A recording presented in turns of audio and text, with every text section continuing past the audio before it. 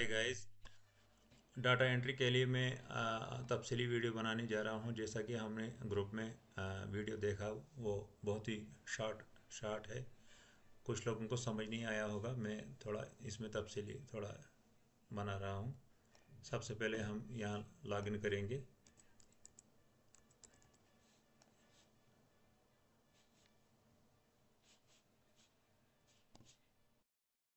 Login होने के बाद हम यहाँ साइड मेन्यू पे जाएंगे, जमाबंदी डिजिटाइजेशन वेरिफिकेशन पे। तो इसमें मैं सेलेक्ट करूँगा अपना विलेज, और यहाँ पे मैं डेट करूँगा सेलेक्ट रीडिंग इन ग्राम सभा। जैसे मैंने 10 फरवरी को जमाबंदी रीड की हुई है, तो मैं यहाँ पे 10 फरवरी 2024 की डेट डालता हूँ। यहाँ पे मैं जमाबंदी का ईयर डालता हूँ, जैसे मेरे वाले केस में 2017 है।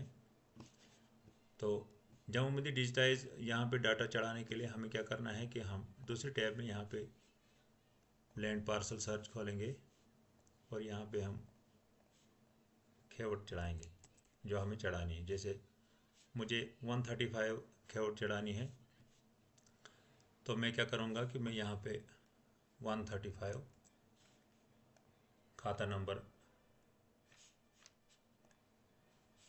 497 और खसरा है 424। अब यहाँ पे ये चीज़ देखना है कि अगर इस 424 में कोई ग्राम सभा में कोई ऑब्जेक्शन आई, तो फिर हमें एनी एरर फाउंड में यस करना है। यस करने के बाद फिर यहाँ पे हमें फ़िज़िकल जमाबंदी एंट्री डालनी है। जैसे वहाँ पे जैसे फ़िज़िकल जमाबंदी में अगर वहाँ पे इशरी दफ्तर खाना नशी आत्मा को मेघ शांडर लिखा है और खुदकाश लिखा है, तो मुझे यहाँ पे सेम वैसे ही एंट्री लिखनी है। और डिजिटाइज जमाबंदी में क्या एंट्री लिखी है, सेम वैसे ही लिखना है। लेकिन अगर इसमें एरर होगा, तो हो सकता है यहाँ इशरी की जगह और कुछ नाम होगा, या दुख्तर खाना नशी की जगह खाली दुख्तर होगा, या और कुछ एरर होगा, खसरा नंबर में एरर होगा, या खुदकाश में खाने काश में एरर होगा। तो मुझे वो यहाँ पे इंडिकेट करना है। फिर यहाँ पे लिखना है मुझे weather pointed out in the village reading, तो यस करना है मुझे। तो उसके बाद ऑब्जेक्शन नंबर हमें देना है कि मतलब हमारे पास कितनी ऑब्जेक्शंस आई, तो उनमें नंबर देना है 1 2 3 4 करके। टाइप ऑफ एरर है, टाइप ऑफ एरर में हमें देखना है कि ये टाइपोग्राफिकल एरर है, या इनकम्प्लीट डिजिटल डाटा एंट्री है, या कुछ भी इन ऑप्शंस में अगर आपको समझ में नहीं आ रहा है, तो आप इसमें अदर एक्ट्स भी कर सकते हैं। एप्लीकेबल एक्ट्स में इसमें आप अगर आपको ज़्यादातर लैंड रेवेन्यू एक्ट का आता है, अगर आपको समझ नहीं आ रहा है तो आप अदर एक्ट्स कर सकते हैं। और error addressing to DC authorise to DC yes करेंगे इसमें। उसके बाद यहाँ पे टिक करके यहाँ पे अपना नाम डाल के सबमिट कर देंगे। तो मेरे केस में यहाँ पे एरर कोई नहीं है, तो मैं नो करता हूँ। उसके बाद में यहाँ पे अपना नाम और अपनी पोस्टिंग का यहाँ पे एंटर करता हूँ। फिर अच्छा, इसमें एक चीज़ ध्यान रखने वाली चीज़ ये है कि जब भी हम यहाँ पे नाम एंटर करते हैं, तो ये रिफ़्रेश हो जाता है अपने आप से, और उसी रिफ़्रेश के दौरान क्या होता है कि यहाँ पे डेट वापस चली जाती है। जैसे मैंने 10 फरवरी रखा था, ये चेंज हो गई, तो ये यहाँ पे ध्यान रखना ज़रूरी है। कुछ साथी सीधा सबमिट कर देते होंगे, लेकिन यहाँ पे डेट का अगर उन्होंने ख्याल नहीं रखा होगा, तो वो डेट 24 आज की ही डेट जाएगी, 28/10/2024 की। तो इसके लिए इसमें खास ख्याल रखना है। जो ही आपने नाम यहाँ पे एंटर किया और यहाँ पे आपने ये वाला एंटर किया पटवारी हल्का, तो जो ही सबमिट का ऑप्शन हाईलाइट हो जाएगा, तो इसका मतलब ये रिफ़्रेश हो गया। तो इसमें आपको वक्त इस जगह आपको देखना ज़रूरी है।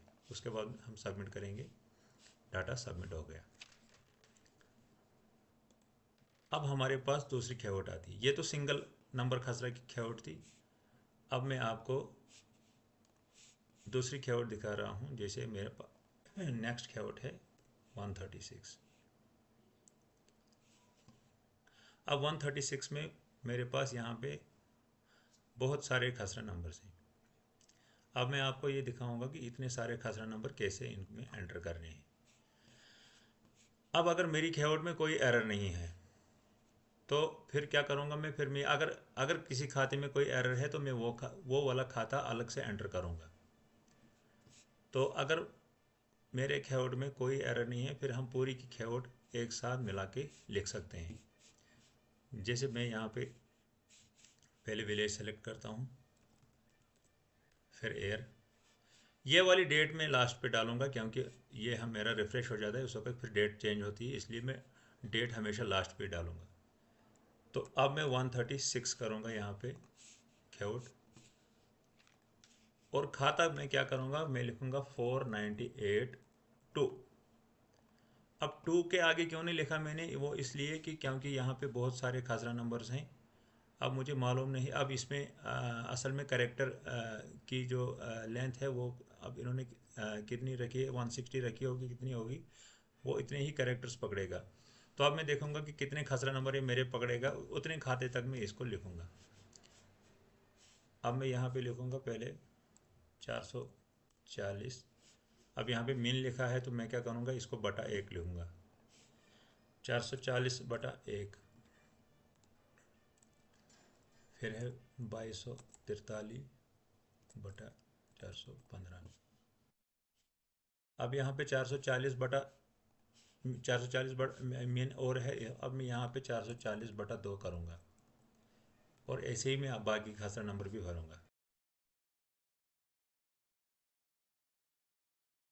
अब यहाँ पे मैं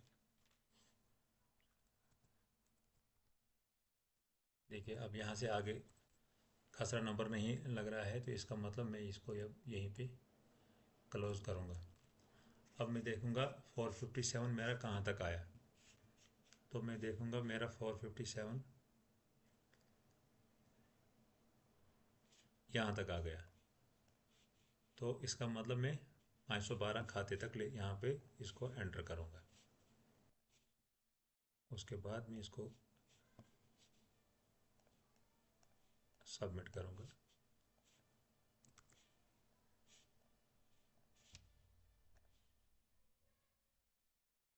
अब मेरा ये सबमिट हो गया। अब मुझे इसी कीवर्ड को दोबारा से लेना है, कीवर्ड नंबर 136। जैसा कि मेरा पहले 512 तक हुआ था, अब मैं 513 से आगे इसको ले लूँगा। अब देखेंगे कि इसमें मेरे खसरा नंबर्स 525 तक आ गए हैं पूरे, जो कि मैंने यहाँ पे सारे एंटर कर दिए हैं। तो अब मैं इसको दोबारा से सबमिट करूँगा। डेट हमेशा लास्ट पे डालनी क्योंकि ये चेंज होती रहती है। ये हो गया। होप कि आपको समझ आया होगा। Thank you.